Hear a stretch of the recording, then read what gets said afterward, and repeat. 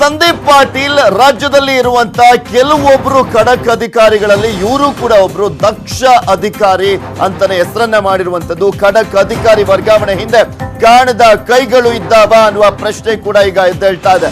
ಒತ್ತಡ ಹಾಕಿನೇ ವರ್ಗಾವಣೆಯನ್ನ ಮಾಡಿಸಿದ್ರ ಸಿದ್ಧಾರ್ಥ ಹೆಗಡೆ ಅವರು ಸಾವು ಸಹಜ ಸಾವಲ್ಲವ ಅನ್ನುವ ಪ್ರಶ್ನೆ ಎದ್ದೇಳುತ್ತೆ.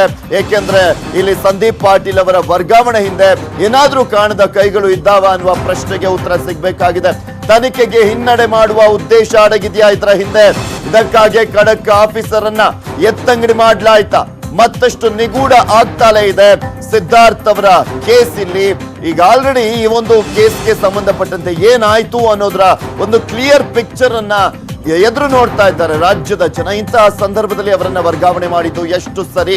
ಸಿದ್ಧಾರ್ಥ್ ಮೃತದೇಹದಿಂದ ರಕ್ತಸ್ರಾವ ಆಗ್ತಾ ಇತ್ತು, ಟಿ ಶರ್ಟ್ ಕೂಡ ನಾಪತ್ತೆ ಆಯ್ತು, ಹಾಗೆ ಮೊಬೈಲ್ ಕೂಡ ಸ್ವಿಚ್ ಆಫ್ ಆಗಿತ್ತು, ಕೊನೆ ಪತ್ರದಲ್ಲಿತ್ತು ಕಿರುಕುಳದ ಆರೋಪ. ಇಷ್ಟೆಲ್ಲ ಅನುಮಾನ ಇದ್ರೂ ಕೂಡ ವರ್ಗಾವಣೆ ಬೇಕಿತ್ತ ಸಂದೀಪ್ ಪಾಟೀಲ್ ಅವರದ್ದು? ವರ್ಗಾವಣೆ ಹಿಂದೆ ಕಾಣದ ಕೈಗಳು ಕೆಲಸವನ್ನ ಮಾಡಿದ್ವಾ? ರಾಜ್ಯ ಸರ್ಕಾರಕ್ಕೆ ಈ ಪ್ರಕರಣ ಅಷ್ಟಕ್ಕಷ್ಟೇನಾ? ಆ ರೀತಿಯಾಗಿ ಇಂಪಾರ್ಟೆಂಟೇ ಇಲ್ವಾ ರಾಜ್ಯ ಸರ್ಕಾರಕ್ಕೆ ಸಿದ್ಧಾರ್ಥ್ ಅವರ ಪ್ರಕರಣ? ಯಾಕೆಂದ್ರೆ ಹೆಮ್ಮೆಯ ಕನ್ನಡಿಗ ಅಂತ ಕರೆಸಿಕೊಂಡಿದ್ದಂಥವರು ಸಿದ್ಧಾರ್ಥ್ ಅವರು. ಎಲ್ಲರೂ ಕೂಡ ಸಿದ್ಧಾರ್ಥ್ ಅವರ ಒಂದು ಏನು ಅವರು ಬೆಳೆದು ಬಂದಂತ ರೀತಿಯನ್ನ ಇನ್ಸ್ಪೈರ್ ಆಗಿ ತಗೊಂಡಿದ್ದಂತಹ ಸಂದರ್ಭ. ಅವರು ದಿಢೀರ್ ಅಂತ ನಾಪತ್ತೆ ಆಗ್ತಾರೆ.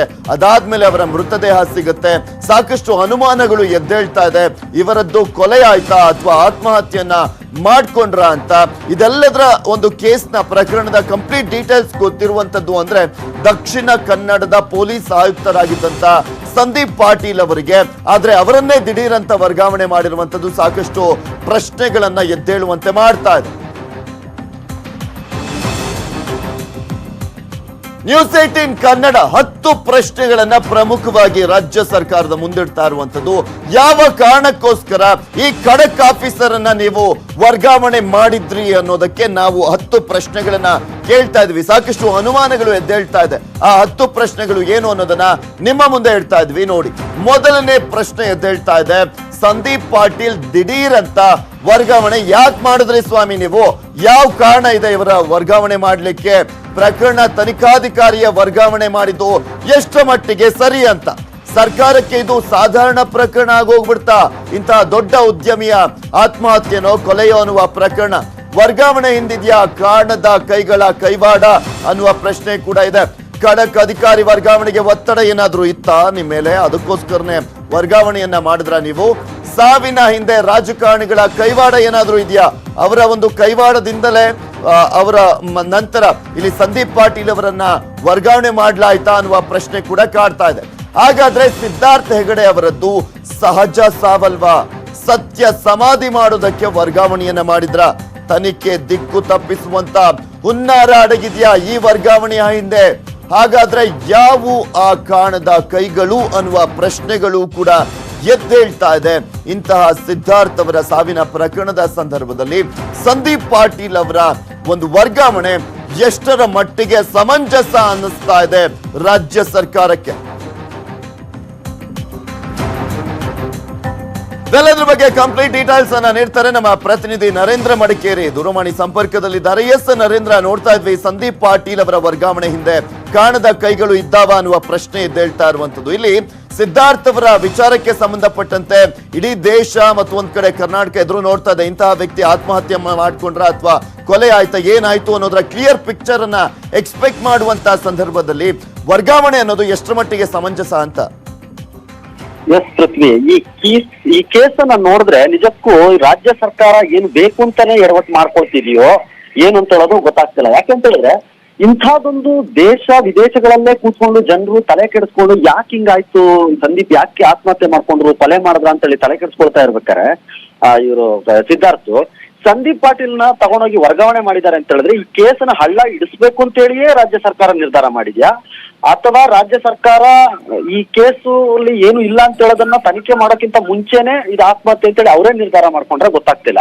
ಯಾಕಂತಂದ್ರೆ ಬಹಳಷ್ಟು ಪ್ರಕರಣಗಳಲ್ಲಿ ನೋಡ್ತೀವಿ, ಅತಿ ದೊಡ್ಡ ಪ್ರಕರಣ ಯಾವ್ದಾದ್ರು ತನಿಖೆ ಹಂತದಲ್ಲಿದ್ರೆ ಅದಕ್ಕಿಂತ ಮುಂಚೆನೆ ಯಾವ್ದಾದ್ರು ಟ್ರಾನ್ಸ್ಫರ್ ಆ ವ್ಯಕ್ತಿಯದಾಗಿದ್ರೆ, ಅಂದ್ರೆ ಆ ತನಿಖಾಧಿಕಾರಿ ಆ ತನಿಖೆ ಹಂತದ ಮುಖ್ಯಸ್ಥನಾಗಿ ಯಾರಿರ್ತಾರೆ ಅವ್ರು ಯಾರಿರ್ತಾರೆ ಅವ್ರ ಟ್ರಾನ್ಸ್ಫರ್ ಆಗಿದ್ರೆ ಆ ಟ್ರಾನ್ಸ್ಫರ್ ಅನ್ನು ಕೂಡ ಹೋಲ್ಡ್ ಮಾಡ್ತಾರೆ. ಯಾಕೆ ಅಂತ ಹೇಳಿದ್ರೆ ತನಿಖೆಗೆ ಯಾವುದೇ ರೀತಿಯ ತೊಂದರೆ ಆಗಬಾರದು ಅಂತೇಳಿ.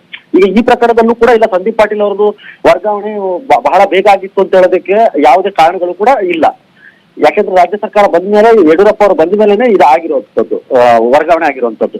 ಇಂಥ ಹಂತದಲ್ಲಿ ವರ್ಗಾವಣೆ ಮಾಡಿದ್ರು ಕೂಡ ಆ ವರ್ಗಾವಣೆಯನ್ನ ತಡೆ ಹಿಡಿದು ಈ ಕೇಸ್ಗೆ ಏನಾದ್ರು ಒಂದು ತಾರ್ಕಿಕ ಅಂತ್ಯ ಬರೋ ತನಕ ಕಾದು ಆ ರಿಪೋರ್ಟ್ ಅನ್ನ ರಾಜ್ಯ ಸರ್ಕಾರಕ್ಕೆ ಮತ್ತೆ ಕೋರ್ಟ್ಗೆ ಕೊಟ್ಟು ತದನಂತರ ಅವ್ರನ್ನ ಟ್ರಾನ್ಸ್ಫರ್ ಮಾಡ್ಬೇಕಾಗಿತ್ತೇ ಹೊರತು ಈ ಹಂತದಲ್ಲಿ ಟ್ರಾನ್ಸ್ಫರ್ ಮಾಡಿರೋದು ಅದು ಸಹಜವಾಗಿ ಕೇಳಿದ್ರೆ ಏನಾಗುತ್ತೆ ಅಂತಂದ್ರೆ ಬಿಜೆಪಿ ವಿರುದ್ಧವಾಗಿ ಮಾತಾಡ್ತಿದ್ರೆ, ಯಡಿಯೂರಪ್ಪನ ಶಿಕ್ಷಕಿ ತರ ಮಾತಾಡ್ತಿದ್ದಾರೆ ಅಂತ ಹೇಳೋ ಅನುಮಾನಗಳು ಬಹಳಷ್ಟು ಜನರಲ್ಲಿ ಮೂಡುತ್ತೆ. ಆದ್ರೆ ಪ್ರಕರಣವನ್ನ ಇಟ್ಟುಕೊಂಡು ನೋಡಿದಾಗ ಇಂಥ ಎಡವಟ್ಟುಗಳನ್ನ ಮಾಡೋದು ನಾಳೆ ಕೋರ್ಟ್ ನಲ್ಲೂ ಕೂಡ ಸರ್ಕಾರವನ್ನ ಪ್ರಶ್ನೆ ಮಾಡುವಂತ ಹಂತಕ್ಕೆ ಹೋಗೋದಂತೂ 100% ನಿಜ.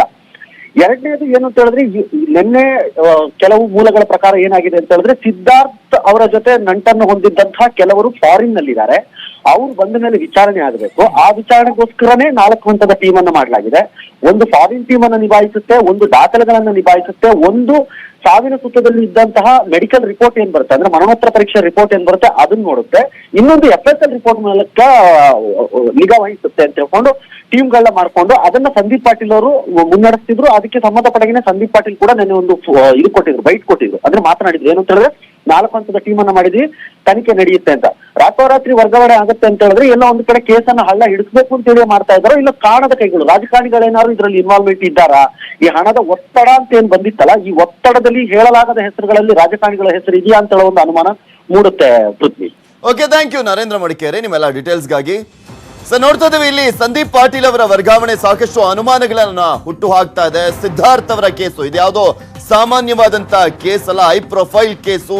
ಇವರ ಒಂದು ಸಾವು ಸಹಜ ಸಾವು ಅಂದ್ರೆ ಆತ್ಮಹತ್ಯೆ ಮಾಡ್ಕೊಂಡಿದ್ದಂಥದ್ದು ಅಥವಾ ಕೊಲೆಯನ್ನ ಮಾಡ್ಲಾಯ್ತು ಏನು ಎತ್ತ ಅನ್ನೋದ್ರ ಬಗ್ಗೆ ಸರಿಯಾದಂತಹ ಒಂದು ಪ್ರಕರಣದಲ್ಲಿ ಅಂತಿಮವಾಗಿ ತನಿಖೆ ಆದಂತಹ ಸಂದರ್ಭದಲ್ಲಿ ವರದಿ ಬರುವಂತಹ ಸಂದರ್ಭದಲ್ಲಿ ಇವರನ್ನ ವರ್ಗಾವಣೆ ಮಾಡಿದ್ದು ಎಷ್ಟರ ಮಟ್ಟಿಗೆ ಸಮಂಜಸ ಅಂತ ರಾಜ್ಯದ ಜನ ಕೂಡ ಕೇಳ್ತಾ ಇದ್ದಾರೆ.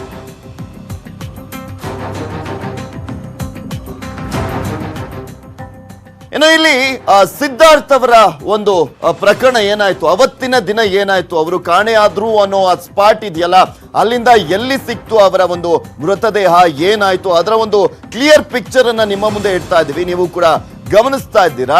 ಸಿದ್ಧಾರ್ಥ್ ಅವರು ಕಾಣೆಯಾದಂತ ಸ್ಥಳವನ್ನ ನಾವು ತೋರಿಸ್ತಾ ಇದೀವಿ, ಮಾರ್ಕ್ ಮಾಡಿ ತೋರಿಸ್ತಾ ಇದೀವಿ, ಅಲ್ಲಿ ಮೆನ್ಷನ್ ಅನ್ನ ಕೂಡ ಮಾಡಿದೀವಿ ಸಿದ್ಧಾರ್ಥ್ ಅವರು ಕಾಣೆಯಾದಂತ ಸ್ಥಳವನ್ನ.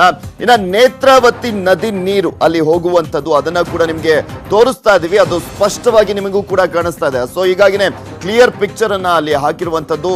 ಅಲ್ಲಿ ಅಳಿವೆ ಬಾಗಿಲು ಅನ್ನೋದು ಮುಂದೆ ಬರುತ್ತೆ.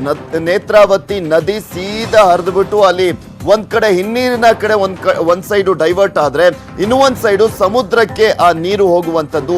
ಅದರ ಕ್ಲಿಯರ್ ಪಿಕ್ಚರ್ ಅನ್ನ ಕೂಡ ನೀವು ನೋಡ್ತಾ ಇದ್ದೀರಾ.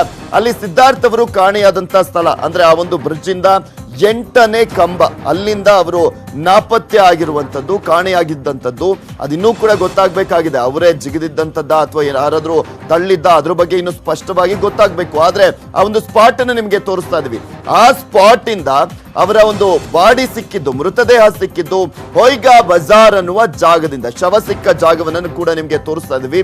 ಮಾರ್ಕ್ ಮಾಡಿ ಸುಮಾರು 4 ಕಿಲೋಮೀಟರ್ ದೂರ ಇತ್ತು ಅಲ್ಲಿ ಸಿದ್ಧಾರ್ಥ್ ಅವರ ಮೃತದೇಹ ಅಲ್ಲಿ ಸಿಕ್ಕಿದ್ದಂಥದ್ದು. ಅದು ಹಿನ್ನೀರು, ನೇತ್ರಾವತಿ ನದಿಯ ಹಿನ್ನೀರಿನಲ್ಲಿ ಸಿದ್ಧಾರ್ಥ್ ಅವರ ಶವ ಸಿಕ್ಕಿದ್ದಂಥದ್ದು, ಮೃತದೇಹ ಸಿಕ್ಕಿದ್ದಂಥದ್ದು. ಸ್ವಲ್ಪ ಸ್ಟ್ರೈಟ್ ಹೋಗಿದ್ರೆ ಸಮುದ್ರದ ಪಾಲಾಗ್ಬಿಡ್ತಾ ಇತ್ತು ಸಿದ್ಧಾರ್ಥ್ ಅವರ ಮೃತದೇಹ.